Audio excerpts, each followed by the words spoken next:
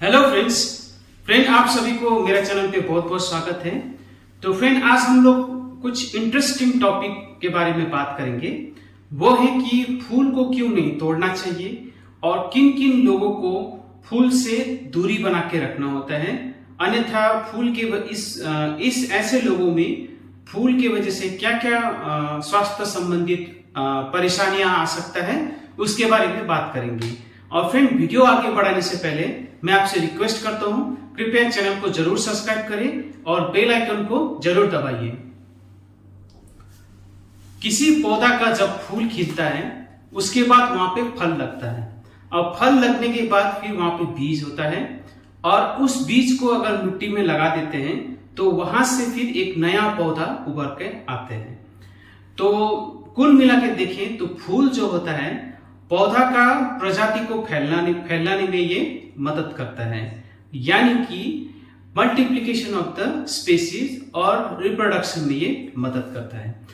और फिर बच्चा, खासकर जो एबनॉर्मल बच्चा हो और वो लोग जिसको सांस से संबंधित कोई बीमारियां हैं, फेफड़ा से संबंधित कोई बीमारियां हैं, जैसे chronic obstructive pulmonary lungs disease, COPD, bronchial asthma, bronchitis वगैरह वगैरह, और वो लोग जिसको एलर्जिक टेंडेंसी काफी ज्यादा होता है, यानी कि एलर्जी होने का जो संभावना काफी ज्यादा होता है, तो ऐसे लोगों को फूलों से दूरी बना के रहना ही काफी अच्छा होता है उन लोगों के लिए।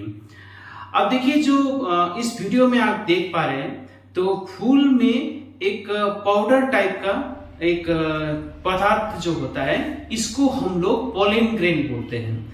अब पोलेन ग्रेन को आप एक खास तरीके का माइक्रोस्कोप से अपने आंख से देखेंगे, जैसे इलेक्ट्रॉन माइक्रोस्कोप, तो कुछ इस तरह का दिखता है। अब फूल में एक चिपचिपा पदार्थ होता है जिसको हम लोग स्टिग्मा बोलते हैं, तो वो स्टिग्मा में पोलेन ग्रेन चिपक जाता है। उसके बाद जो फूल का जो अंडा होता है वहां पे जो होता है फल बनने का प्रक्रिया शुरू हो जाता है। उसके बाद फिर बीज हो जाता है, तो फिर बीज लगने के बाद फिर एक नया पौधा उभर कर आता है। इसको हम लोग बोलते हैं फर्टिलाइजेशन। अब देखिए, जब पोलेन ग्रेन जो होता है अगर हमारे शरीर के आंख में या नाक में, अगर हाथ में संपर्क में आ जाए तो ये एलर्जिक रिएक्शन करा सकता है। उसकी वजह से आपका आंख लाल लाल हो सकता है, आंख में खुजली आ सकता है, फिर नाक बंद हो सकता है, छींक आ सकता है, सर्दी जुकाम हो सकता है, आंख में, हाथ में, पाँव में या फिर चेहरे में लाल लाल धब्बे दिखाई दे सकता है। इसको हम लोग बोलते हैं एलर्जिक रिएक्शन। और वो लोग जिसको सांस से संबंधित परेशानियां हो तो पोलेन ग्रेन जो होता है सांस की तकलीफ ये बढ़ा सकता है, यानी कि अस्थमा का ट्रिगर ये करा सकता है। तो इसीलिए ऐसा लोगों को फूल से थोड़ा दूरी बना के रखने ही उसके लिए अच्छा होता है, क्योंकि ये जो परेशानी जो होता है वो सारा पोलेन ग्रेन की वजह से होता है। और मैं तो ये कहता हूं कि फूल जहां पे खिला है वहीं पे उसको खिला हुआ पड़े रहने दे, क्योंकि फूल को तोड़ने के लिए नहीं बनाया गया है ना, लेकिन फूल को देख के उसका सौंदर्य का आनंद हम लोग को लेना होता है। अब देखिए, जो फूल जो होता है जब खिलता है तो इसका जो कलर होता है, ये मधुमक्खी, कीड़ा हो, पंछी हो या फिर तितलियां हो, उन लोगों को ये आकर्षित करता है। और आकर्षित जब हो जाता है तो फूल में जाके फूल का रस को ये खाता है।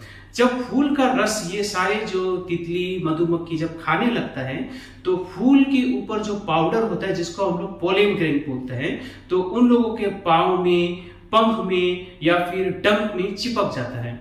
तो चिपक जाने के बाद फिर वही जो पोलेन ग्रेन फिर दूसरा जो फूल हो या फिर आसपास का जो फूल है तो वो पोलेन ग्रेन स्टिग्मा तक पहुंचाने में ये मधुमक्खी और तितलियां मदद करता है। तो इसको हम लोग बोलते हैं पॉलिनेशन। तो इस पॉलिनेशन के जरिए फिर एक नया पौधा उत्पन्न होता है।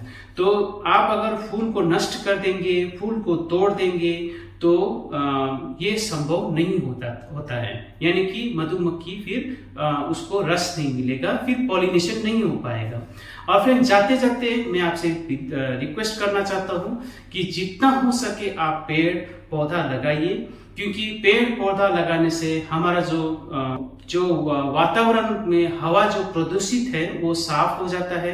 एक पेड़ लगाने से ये 10 लोगों के लिए ऑक्सीजन प्रदान करता है और साथ में ये सॉइल इरोजन से हमें बचाता है, ग्लोबल वार्मिंग का जो असर होता है उसको कम कर देता है। तो इस तरह से अगर आप एक पेड़ किसी कारणवश अगर काटते हैं तो कहीं दूसरा जगह में एटलीस्ट आप 2 पेड़ को जरूर लगाइए। तो ये था छोटा सा जानकारी, फूल को क्यों नहीं तोड़ना चाहिए और फूल जो होता है उसके अंदर जो पोलन ग्रेन होता है वो किन किन लोगों को ये परेशानी पैदा कर सकता है, इसके बारे में संक्षिप्त में। धन्यवाद।